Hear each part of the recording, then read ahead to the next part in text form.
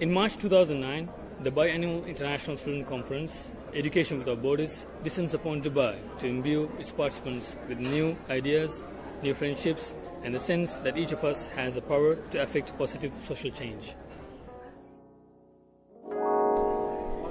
Notre mission, engager des étudiants et des experts du monde entier dans un dialogue traitant des principaux problèmes et questionnements actuels et leur donner la possibilité de créer et de mettre en place des solutions.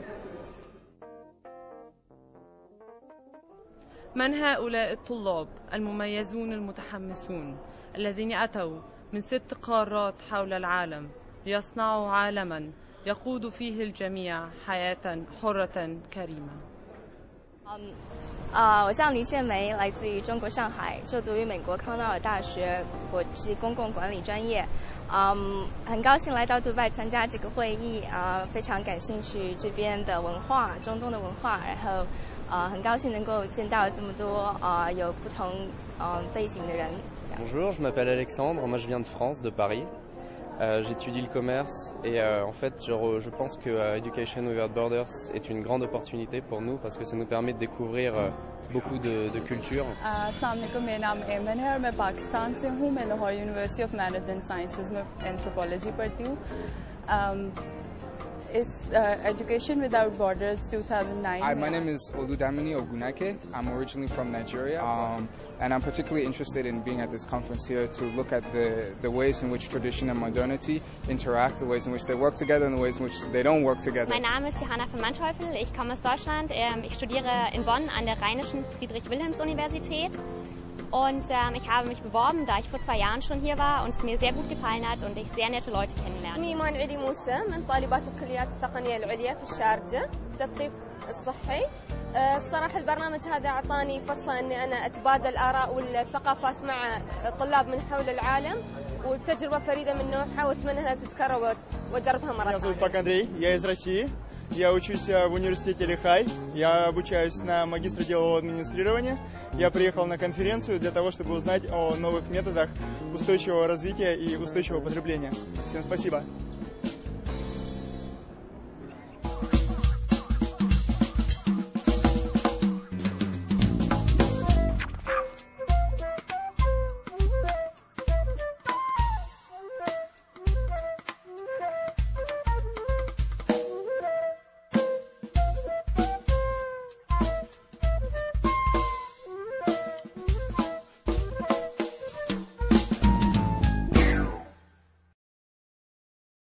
Education Without Borders for me means universal primary education for everybody all over the world, equality in the access of education on secondary level as well as higher education level, and meeting the goals of Dakar conference actually. EWB for me is like a good chance to meet people from all around the world and spending time and getting to know more about this region. It's also about getting to know new people, and I learned quite a lot last time, and see what can I teach others this time from what I learned last time. Similar, we are teenagers, we are 19s, we are 18s, so we will be more, we won't have that border which will keep us far away from each other from communicating. So I think Education Without Borders have given us a lot of experience and will help us, I think, in our future.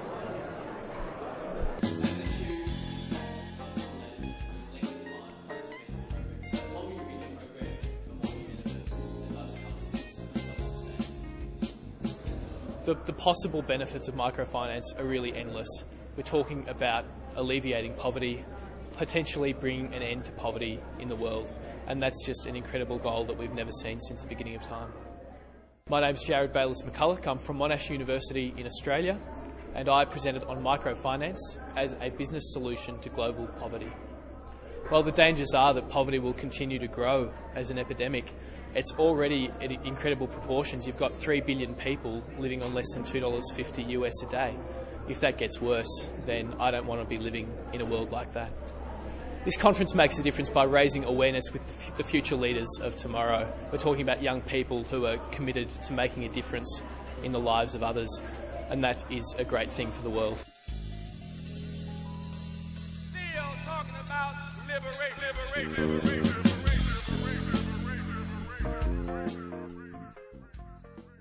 My presentation is about achieving tolerance, understanding, and peace through different elements of communication and interconnectivity. And why is this important in today's world? Well, I find that in today's world now, a lot of the reason why we have a lot of racism, war, and other challenges is because of ignorance. And through these 4 different elements of live, learning, interacting, volunteering, and expression through creativity, we're able to learn about each other's differences to close that gap between each other. What are the 4 elements? Could you go through? The first one is learning. And learning is important because it's ongoing. We need to continually, actively ask questions and engage and talk to each other to learn about our differences. And then we have interacting, which when a group of people care about something and they come together, then a movement can happen. Okay. And then the third one we have is volunteering, which is vital experience, because what happened is, we're all aware of challenges that are happening around the world. But however, when you volunteer, you get this personal experience and you can have this attachment to it and really understand what the issue is at hand. And the last one we have is expression through creativity, because ultimately what's important is that we're able to communicate how we feel about culture issues, as opposed to using violence to resolve the challenges. Well, now with all these different platforms with technology and we can communicate with each other globally, I want people from this conference to go back home and share with people that they, their friends and family back at home, and to make this a global cultural movement. My name is Salome Hope.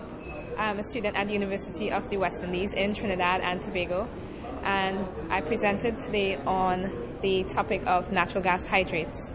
The actual title of my presentation was "Could Fiery Ice be a future source of energy for Trinidad and Tobago?" And the direct benefits would be that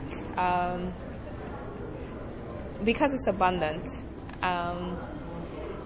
more countries would have access to a type of fossil fuel without having to go to other countries to probably buy it.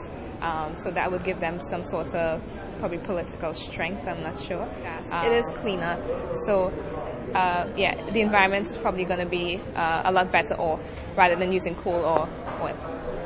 What is your poster about today? This is about the Get the Point organization, which sprung originally from the Nonviolence International organization. You might recognize the knotted gun, which this is from the UN headquarters in New York. We would like to inspire young people and motivate young people and increase awareness, since knowledge is the best weapon against violent behavior. And finally, what would you expect people to take home from this? We are offering basically a full set of educational programs which anyone can bring home to their country and actually use. We have 15 years of experience, and these programs are proven efficient. We are people of the universe. Well, I'm from Liberia, from the University of Liberia. What I want to carry back is a strong message for the promotion of education in Liberia. There is a real silence and weakness about education in Liberia. Our leaders gave no attention. Our universities are out of books, no library. We just, from a civil war, 75% of young people took part in the war. With e-learning, you can find out papers, you can find out researches, you can have access to international material, but it's really important, really expensive for most parts of researchers in development. On the other field, for poor people from really deep parts of Amazon and other areas, e-learning is benefit these people because we have a huge program of developing culture and developing knowledge around television. You see, where you can learn how to read and learn how to write on the television. It's named Telecurso 2000, and it's really, really famous in Brazil. So there are both sides, and everybody's gaining, everybody's having something around e-learning. I think some of the positive things to e-learning is it makes teaching better, and it makes teaching easier. So it's a teaching tool for higher education to use to better distribute information and make the students more receptive to that information. Students don't have to go through books. Teachers can upload things onto the internet, assignments, and students can turn it in through the internet, so that in that way it really facilitates the education process. Some of the problems with e-learning, however, is it's really only accessible in the Western world or the developed world. In third world countries, it's absolutely not feasible. So like a fundamental technology revolution sort of happens.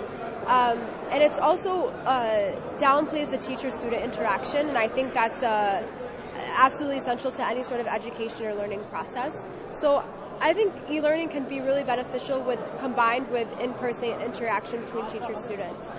One of the issues with e-learning is that the areas that need it the most lack the infrastructure, both the power and internet infrastructure to actually implement it. However, the solution to that is, in my opinion, these global partnerships that we're working on in Education Without Borders and abroad in other settings. You know, everybody has something different to share, and I think the importance of this conference is to take all of these ideas back home with us and to put them to use in our own countries. Right. I mean, I think it's important to share our experiences. Also, commitment and action. Those are the two most important things that we need to take away from this conference. That it's not just, you know, a 3-day event that ends right there. We have to keep thinking about the future, and it's an ongoing conversation. We want to accumulate what we've learned here and turn it into something that we can use in the real world.